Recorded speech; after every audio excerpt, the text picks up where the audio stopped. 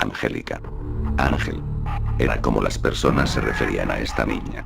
Angélica era una niña de 14 años, muy amable, cariñosa con las personas y con un gran corazón. Ella siempre tenía una dulce sonrisa en su hermoso rostro y en la escuela era muy popular, tenía muchísimos amigos. Un día, Angélica volvió del colegio y vio a su padre en la mesa del salón. Con un montón de papeles, su padre había sido objeto de las deudas de la empresa que poseía. Para poder recuperarse de esto, su padre le dijo a Angélica que tenían que mudarse a otra ciudad. Su padre encontró un nuevo trabajo y Angélica empezó el colegio, y trataba de encajar, pero no era como ella se imaginaba en absoluto. A algunos niños no les gustaba Angélica, pero hizo amigos y amigas por suerte. Un día, en el patio, Angélica hablaba con sus nuevos amigos cuando un grupo de su clase se acercaron y la empujaron en el barro, dejaron a la pobre Angélica llorando mientras ellos se reían. A medida que pasaba el tiempo, Angélica desarrollaba un sentimiento que nunca antes había tenido: ira y odio. Se enfadó con los chicos que se reían de ella todos los días, y odiaba a las chicas que le tiraban desde pelotas hasta piedras. Al volver a casa, tenía la ropa llena de barro, el pelo hecho un desastre y una mirada sombría. Su padre, al verla así, corrió hacia ella preocupado y le empezó a preguntar. Angélica estalló en un mar de lágrimas abrazando a su padre contándoselo todo. Su padre, lleno de rabia también, la tranquilizó y le dijo que lo solucionaría todo. Al día siguiente, su padre fue a hablar con el director del colegio y dio los nombres de los niños que habían molestado a Angélica. El director les expulsó durante un mes. Pero, al volver después del mes, los chicos que fueron suspendidos estaban enfadados con Angélica por lo que hizo. En un momento, el profesor tuvo que salir de clase. En ese momento, el más robusto de la clase, cogió un libro de tapa gruesa y se lo lanzó a Angélica. Los demás niños se unieron y empezaron a lanzarle libros o lo que tuvieran en los pupitres mientras se reían. Al volver, el profesor se encuentra a Angélica en el suelo, y sangrando por la cabeza, con una fuerte conmoción cerebral. El profesor expulsó a todos los niños y llamó rápidamente a una ambulancia con su móvil. Esa clase no volvió más a la escuela. Angélica estaba en coma en el hospital, su padre siempre estaba a su lado. La pobre Angélica tenía casi toda la cabeza vendada por los fuertes golpes. Después de 3 meses, Angélica abrió los ojos. Sabía que esto no iba a parar, así que decidió ponerle fin al odio y la ira que sentía. Antes de que pudiera salir del hospital quería cumplir su venganza.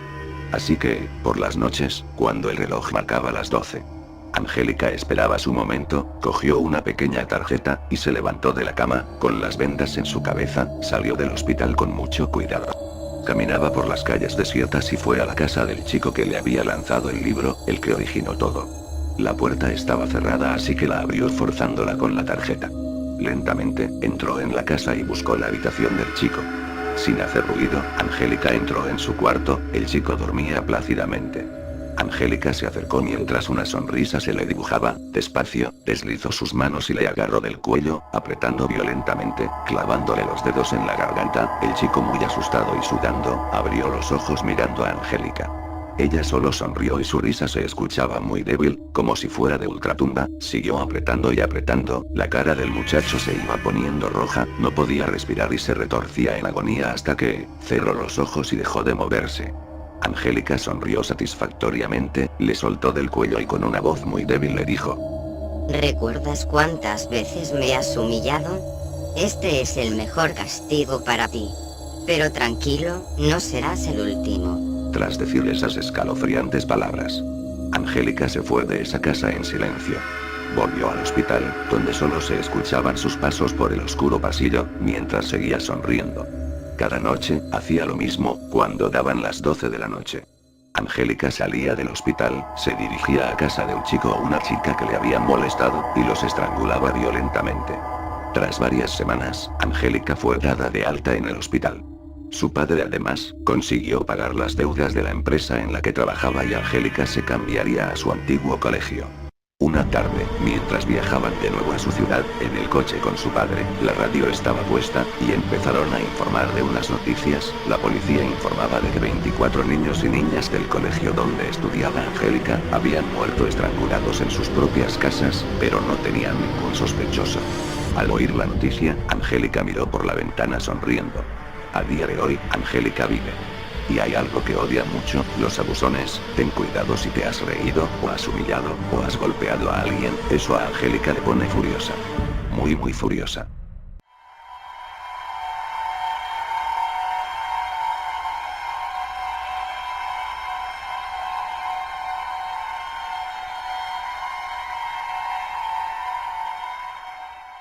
Esto puede haber sido mi imaginación, pero un par de noches atrás tuve que ir a casa de mi abuela a secar unas ropas.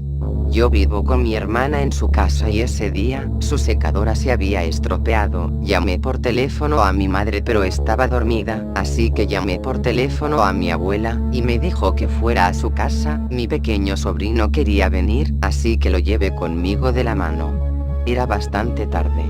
Mientras caminábamos, me pareció ver movimiento en las proximidades de los árboles. Después de pasar, me paré mirando los árboles, pero no vi nada. Después de un minuto de mirar hacia los árboles, mi sobrino me tiró suavemente del brazo y seguimos caminando. A medida que nos acercábamos a casa de mi abuela, volví a ver movimiento en los árboles y esta vez giré la cabeza un poco para ver lo que era. Mi sangre se heló completamente. Entre los árboles, pude ver una figura que tenía forma humana, pero no era muy visible y parecía que se escondía. Me asusté y agarré suavemente la mano de mi sobrino. Aceleramos un poco el paso mientras mi corazón se aceleraba, pero yo seguía mirando hacia atrás para asegurarme que no nos seguía. Esa figura estaba inmóvil, simplemente observando. No sé si nos vio, pero estaba ahí. Cuando llegamos a casa de mi abuela, miré hacia atrás y no estaba. Creo que no nos vio. Cuando sequé las ropas, mi abuela nos dijo que nos quedáramos a dormir. Esa noche, estuve todo el rato mirando por la ventana desde la cama. No pude dormir. La idea de que había una criatura ahí que acecha en los bosques, justo al lado de la casa de mi hermana y mi abuela, me asustaba.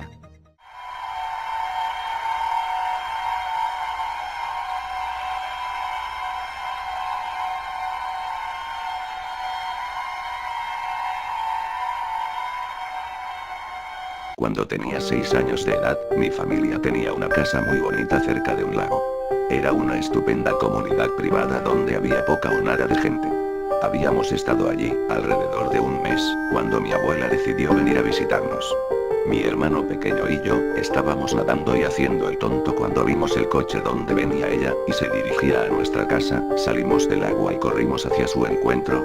Mi abuela siempre nos traía regalos y siempre nos contaba divertidas historias. Ese día, nos regaló unas cañas para que fuéramos a pescar. Mi hermano y yo, entusiasmados con las cañas, salimos corriendo hacia el lago y nos pusimos a pescar. Estuvimos toda la mañana, riéndonos, y pescando peces, cuando llegó la hora de comer, y mi madre nos llamó. Fuimos felices a la casa, porque sabíamos que mi abuela nos contaría una historia de las suyas, de esas que siempre nos hacía reír, pondría voces graciosas y nos reiríamos mucho. Cuando llegamos al salón, nos pusimos a comer, y de postre, mi abuela nos había hecho su especial de magdalenas con pepitas de chocolate. Cuando nos las comimos, nos empezó a contar una historia, pero por extraño que suene, esta vez no era de animales, o de cosas divertidas, no, esta vez era de terror. La historia empezaba así. Hace mucho tiempo, había un pequeño chico que vivía en unas islas pequeñas en medio de un lago. Al chico le encantaba nadar alrededor de la isla y se bañaba todo el día. Su madre siempre le decía que por favor no se bañara los domingos, pero el chico no le hizo caso. Un domingo, el agua estaba muy turbia y oscura, entonces, el chico se acercó a bañarse. A pesar de que su madre le había insistido en que no lo hiciera, ignoró sus ruegos. Despacio, fue metiéndose en el agua y al comenzar a nadar tranquilamente, cuando aparecieron algunas burbujas y se dirigían hacia el chico. El muchacho empezó a bucear, y al abrir los ojos debajo del agua, vio dos brillantes ojos blancos que le miraban fijamente. Eran muy grandes. Fue entonces cuando vio una enorme fila de dientes brillantes formando una sonrisa. El chico abrió la boca, gritando bajo el agua. Trató de moverse, pero el miedo lo tenía paralizado. Esa cosa o lo que fuera, abrió su enorme boca y engulló al niño. El monstruo se alejó nadando y dejando burbujas tras de sí. Se contaba que ese pez monstruo aparecía los domingos, porque estaba hambriento. Cuando se come a alguien, desaparece sin dejar rastro, solo burbujas. Mucha gente contaba que ese pez era la mascota del diablo y que nadie se atrevía a entrar al lago los domingos. Una vez que el pez digiere su comida, vuelve de nuevo todos los domingos.